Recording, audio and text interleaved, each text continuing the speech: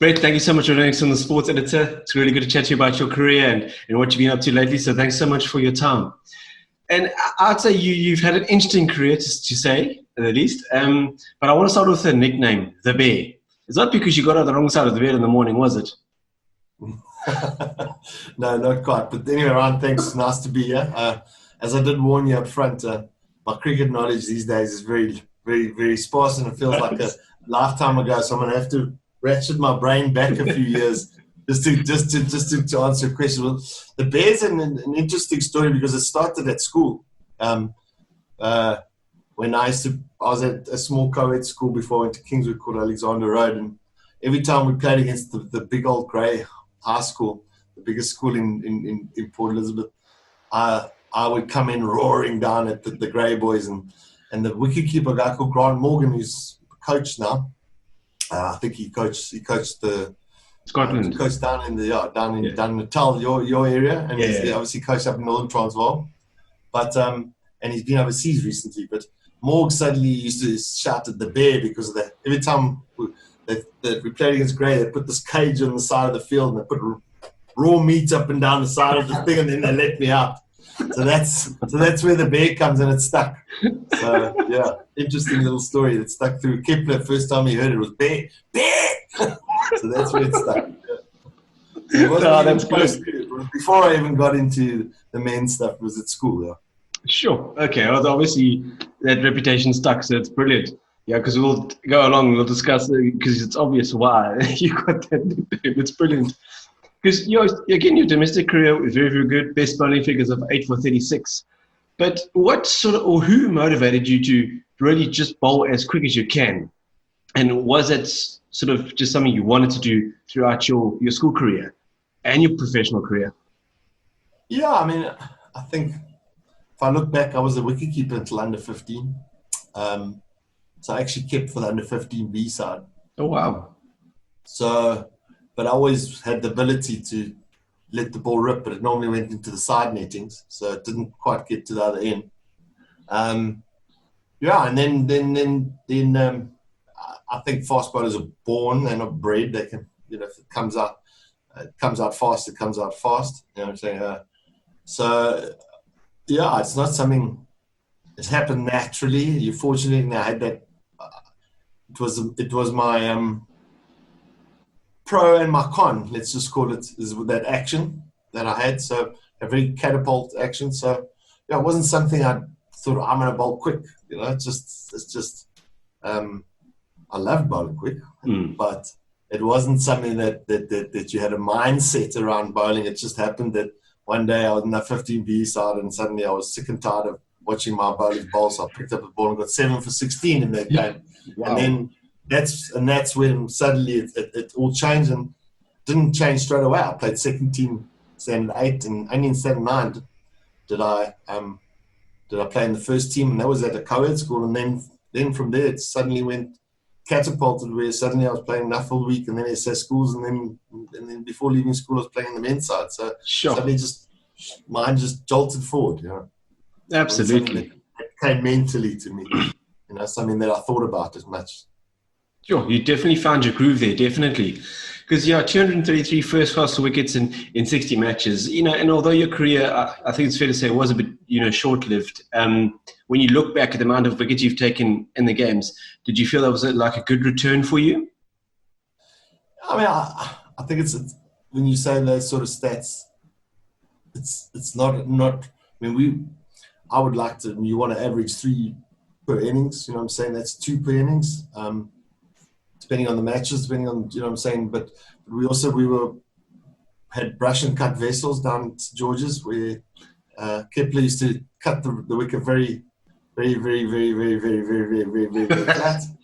So it was difficult. So as soon as we got on the half felt, we used to love it. Then we used to bowl it too short and never got a wicket because it always just kept going over their heads. So yeah, I mean, you're likely to be better, but I enjoyed my time. Put it that way. I enjoyed my time. Definitely, because your career was just one of, I would say, results, because obviously you got picked for South Africa, and then you made a name for yourself against Sri Lanka, and And in that's sort of your first test, where did they also give you a license just to steam in and do your thing against those guys? Because you had them rattled. Yeah, I mean, my first test was against India, and that was where Sachin also, which I was in his book about that set, that spell when he came out to bat. But I think at that time, just before that, I was really battling. I come on the scene, and then I sort of dropped off because you got known, and then you weren't a schoolboy that was a teenage sensation anymore, and you were just a young guy that's on the block. So I've been battling through it, and they got a professional coach in, a very simple guy who used to bowl called Mike McCauley. He made one simple change, and suddenly the ball was coming up for 2-3 yards quicker. Wow. And everything was working during that session, during that time. So everything was firing, and I think fast bowling is when you're not trying, that's when you bowl faster. And when I got into those tests, that was when I was at my best, if I could say.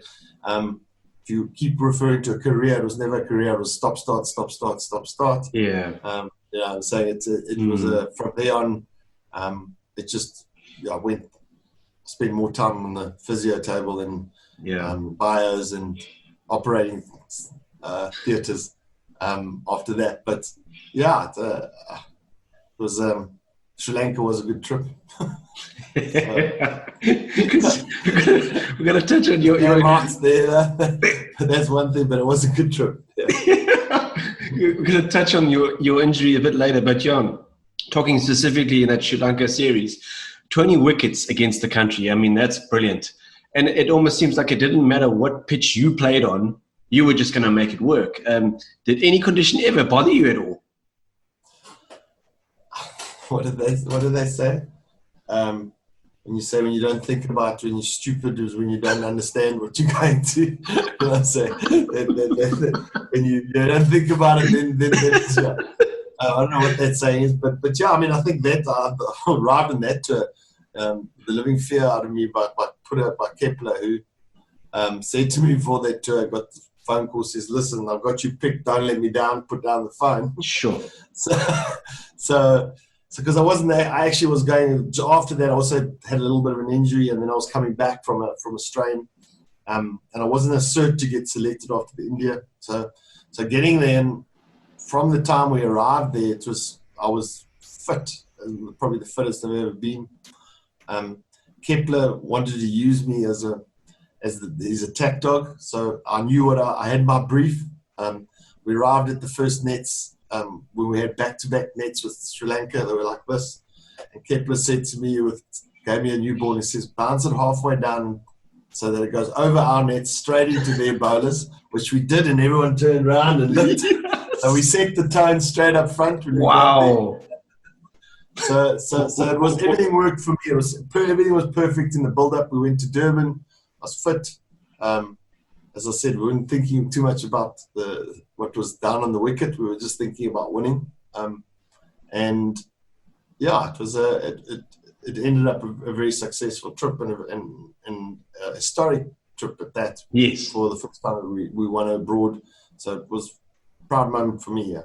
Yeah, it's very, very good. But just talking about Kepler, I mean, and you touched on it briefly there, but what was it like being under his leadership? Was he a good man manager? Was he straight down, down the barrel? What was he? Man manager? I mean, he was a very good, he was a strong leader. If you talk about man managers, you got to talk about Hansi Cronje, who was man manager. Kepler was hard man, and you played hard. So I fitted underneath him well. Where Alan Donald wasn't, he performed better under the likes of Hansi. But we're all different and different leaders. He was what I call my father of cricket. Kepler, brought me up and obviously kept me in my box, in my cage, in the bear's cage. And I knew what my brief was. In other words, I didn't have to do too much. I knew what he wanted from me. Excellent. I remember watching one game and you were playing against Australia, and you were having a great game, but you were bowling to Ian Healy.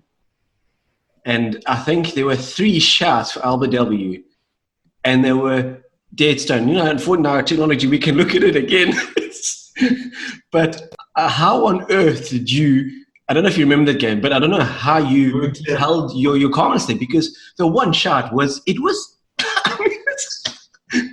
How did you manage that? It was missing off. It was missing leg. It was hitting the hell out of the middle. Yeah. Oh. So, do you remember it? And yes, there was a few that went against me, but there was a few that went for me in that. So if I look back on it, the ball swing. Umpires had quite a few errors in that game, but fond memories of beating them. That's for sure. So we had lost the first 2 and I hadn't played, and we got called up, and somehow got called in, and I got called in as the 2 changes, and our brief was also very simple: take them on at their same game, at their own game. So that was a fun memory. Yeah. That's good. So, if I may ask, which international fixture? I know it's probably Australia, but which one did you really relish? Because you mentioned obviously Sri Lanka. That's an amazing feat. Australia, who doesn't want to beat Australia? Which sort of country or which match holds in your memory? You think that's the one I really, really either you would look forward to or you remember close to heart? I mean, you couldn't say Australia, but there was the one at the Singhalese Sports Club against Sri Lanka, where first ball of the match got a neck, straight to second slip, dropped. Ish. First ball of the second over, straight to second slip, dropped. and then from there, thinking this wasn't my day to roll them over for 100 and something, and then to put them back in, and then to roll them over again for 100 and something.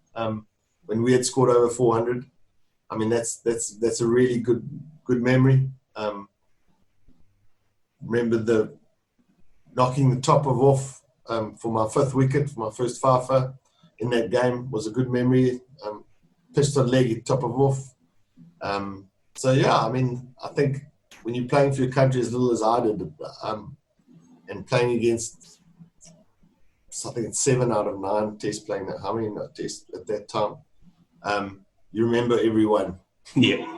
So you remember every single one. When it's taken away from you, you realize after a couple of years what you missed. But I remember every single one. Yeah, that's brilliant. Because now my memory's a bit shot. Were you involved in the test? I think it was in Durban when you guys absolutely annihilated India. I remember Donald took 1 wicket, and you weren't saying, "Okay, I can edit this part." Thank goodness. No, I wasn't involved in that. In that, that was post the friendship tour.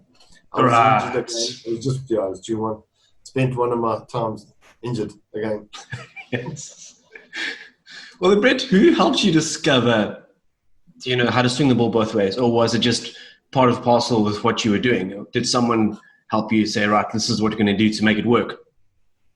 Yeah, I think that's another thing which is amazing, is that I arrived from Alexander Road at Kingswood College to a professional coach called Mark O'Donnell, and first practice, he says, "Why are you holding the ball across the seam?" And I said, "Sir, it swings too much." So he goes, "What?" So he said, "Hold it up," and it swung down leg, and I was like, "Told you so." So he looked at me going like that. And the same thing happened in my first EP net, Kepler, and when he said it swings so much, and his eyes went like this, and went, "Okay, well now we can work with something." Yeah. So it came very naturally. The reverse swing is something that came naturally as well, but it's something that you work on. You either can reverse swing or you can't, because it's all in the wrist. But once you can, then you can work on that. So very fortunate, things came very naturally, and that's nothing more than that. I wish I could have said there's some amazing potion that obliques, for example, falling into. So in my case, poor obliques. All right. So then you look at a player like Dale Steyn. So he's a classic example of just being able to get it right, because he is. If you go look in the out in the field and you see there's a thoroughbred. and then you see over that corner, there's a mutt of a horse. I'm that guy, and that's Dale Steyn. So the Dale Steyn is the thoroughbred. He's perfect. Everything about him. His action was all compact. Everything about he was just the real deal. And the thing I think that really finished, well, I know they finished him off, was the killer instinct that he had within the heart of his. So you can have it all, but if you don't have it in the heart, you got nothing at all. Yeah, because it seems to be an ongoing debate who's better. And I mean, you look at Dale Steyn's technique, brilliant, but you say James Anderson's taken 600 wickets. But you just look at Dale Steyn and the way he goes about it with that intensity continuously. It's such a toss-up. It's a difficult one to pick. It's not even a toss-up. Go and look at the amount of tests, 60-odd tests. True. How many wickets he got. Go look at his strike rate. And they're yards apart. I mean, I've got all the respect for Jimmy, I'm saying, as far as what he's done. Yeah. But when I'm talking about a thoroughbred fast bowler, not a guy that's just a great bowler over a long period of time. Yeah. It's too different when we talk about thoroughbred fast bowlers. No, he's proper. Fast bowlers. When they can run through you with a spell. That's Dale Steyn, yeah. No, absolutely. So talking about that, is that sort of, and you said, yes, it's true that you born with it like Obelix. Is it something that we might not going to see anytime soon? Is it because maybe it's just too much emphasis on trying to prolong the career instead of having a solid, good, maybe 30 tests and just really running in and dominating? Or are players just perhaps trying to look at prolonging their career so that element of a pure thoroughbred fast bowler is not going to happen too often? Yeah, I mean, as I said to you, I don't know the modern game. It's something very foreign to me. I think if we're going to put it in perspective, what I understand is that to play Test cricket was the ultimate in my day. To represent your country and put that badge on your chest, you would die for, you would run through walls for. I think the emphasis on that has changed, and it's no disrespect to the modern day player, but you've also got to look at the amount of money that's in the game now. It changes perspective. And you've got to also look at the advancements in medicine as far as looking at the bowler's stress points and trying to manage that because you want the best out of them. And then you've got to also look at the world itself. The world itself is evolved so forward that everybody wants instant gratification, and there's a lot more. Everything must happen faster. So if you want to say the brute fast bowler, I don't think you're going to get many of those. They're not going to pop up. You're going to get the real brutes of past. True. There's a lot more refinement that's been brought into the game. 100% correct. View, but they should. So that's just my view. No, absolutely. But Brett, just going back a bit to your career, and once your knees had decided to call it a day, how did you deal with that frustration of, that's it, I'm not going to be able to play anymore? Was it an easy transition for you, or was it a bit of a tough one? I think, in my case, everything happened so fast, and it was fast and furious. Everything about my career, about my playing, my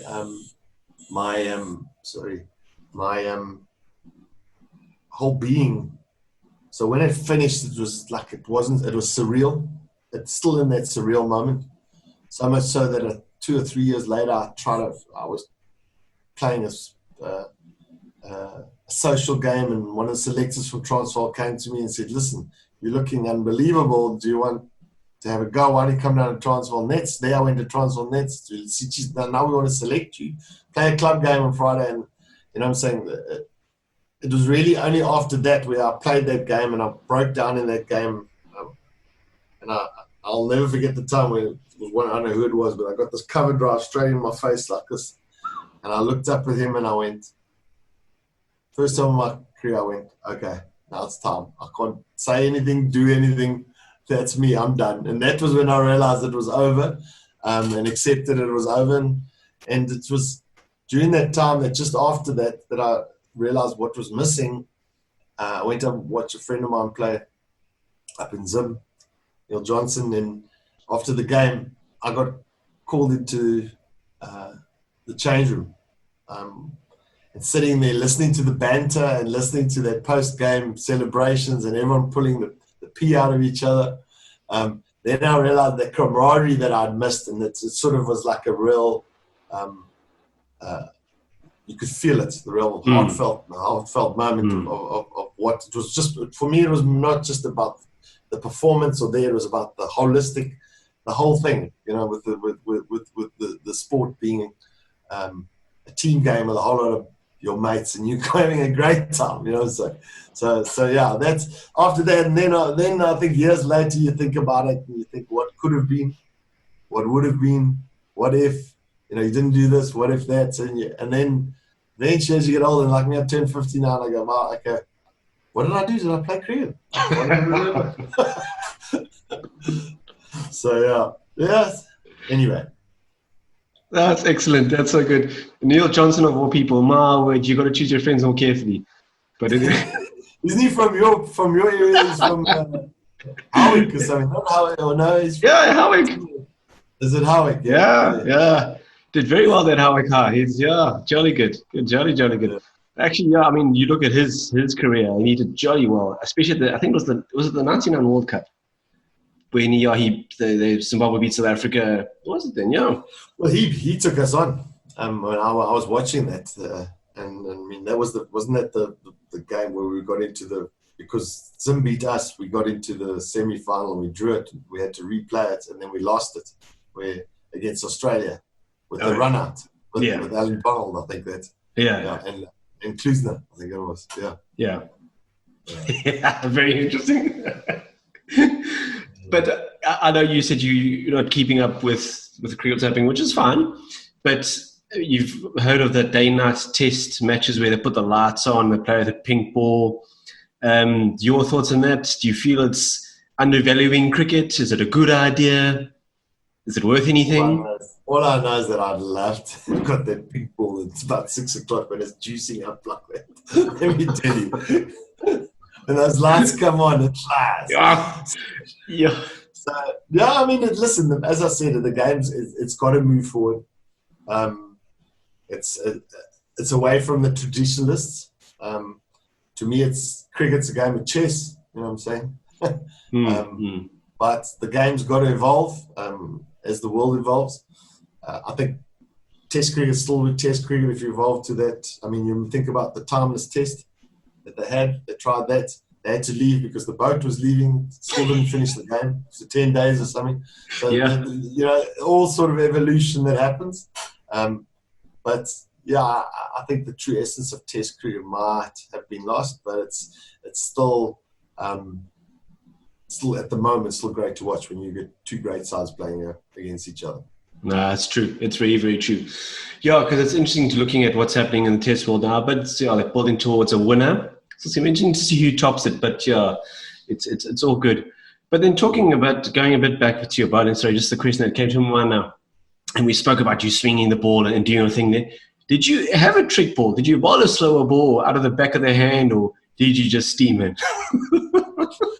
No, I just thought my slow ball was probably that's why I don't know how well I would have done now these days. It was the worst. Anyway, Kepler banned me from bowling it, and I just ignored him one day. And I decided to bowl it, and the guy smashed it back at me. And I happened to fall down and catch it in one hand, and I obviously was overjoyed and ran straight at Kepler with the ball in my hand. So, it wasn't my finest hour running at my captain, who's quite a scary bloke. But anyway, my variation, I would like to say, was faster and fastest. So, those are about my variations, So your job description for a coach would have been so easy. Brett, just go and bowl. Just do your thing, and when you're feeling tired, we'll change you. But when you're feeling ready again, just go and bowl. And what a player to have! What a delight! I try to keep things simple, but they don't always work. The bees work. Anyway. Yeah, well, I mean, I wish more people would listen to what you'd say. They keep it simple. It's very interesting.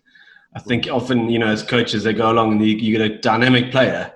and they play around too much, and then before you know it, he's lost that natural, drive, that natural ability to do what he believes he can do. So that's another topic we can chat about sometime. But No, it was very interesting because of when I deal with kids under 13 and their parents are so intense with them, and I say, well, first of all, if you want him to go further, you've got to remember he's got to enjoy what he's doing. So if you keep on him, he's not going to enjoy what he's doing, and he's not going to get to the levels that you want him to anyway. So just let him enjoy it now. You know what I'm saying? That's the true. enjoyment factor is 9/10 of the rule. So the rest all can follow. No, 100%, 100%. But Brett, slightly off cricket. You've been involved in charity work, haven't you? Could you tell us a bit more about that? Are you still involved? Yeah. I try and do alternate years, something for animal shelters 1 year, and I try and do every alternative year. I try to do something for children, for the children's hospital. It's just something we as a company adopted, if I would say that, as I'm the leader of the company, but I'm saying that we give back, we try to do our little bit. Whatever how small it is, we've done shows to sleeping kennels to all sorts of things. Looking at doing a climb up Kilimanjaro was supposed to be this year, we're looking to do that coming up now. So just trying to do my thing, I suppose. No, it's definitely that's great. But I think cricket and how it brings, I believe cricket brings the best out of people, believe it or not. And I think it's boded well for you. And I wish more people. And that's one of the reasons why I do give back, is that the things that it's given me, cricket, and even though it's not cricket now, and to recognize the name, as much as that be good and bad. But it's sort of to give back something is what you've been given. I think we should phone Kagiso or Raban and ask him if he's ever met you. He would do another interview with you. That story was a bit of a bad one, wasn't it? No, that would be so funny. No, shame, it wouldn't be, but yeah. You got it. Excellent. Yeah.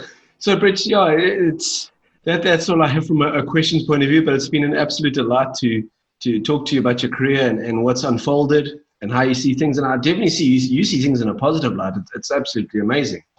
It's good. It's really, really good. So I'm hoping in this time people can adopt that more often. Yeah, it's it sounds a bit fun, but gratitude. Been one of the things that we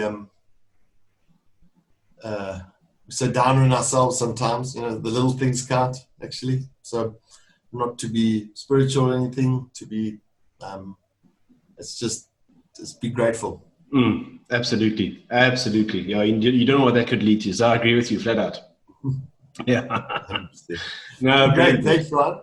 No, first class. Thank you. As I said, it took me quite a bit of racking my brains to actually remember some of the stuff, but it's all good. It's very fresh in my memory. So I caught you just in the right time then. Because next year I'm 51. Remember? Class, my man. All the best. Okay. Cheers man. Bye-bye.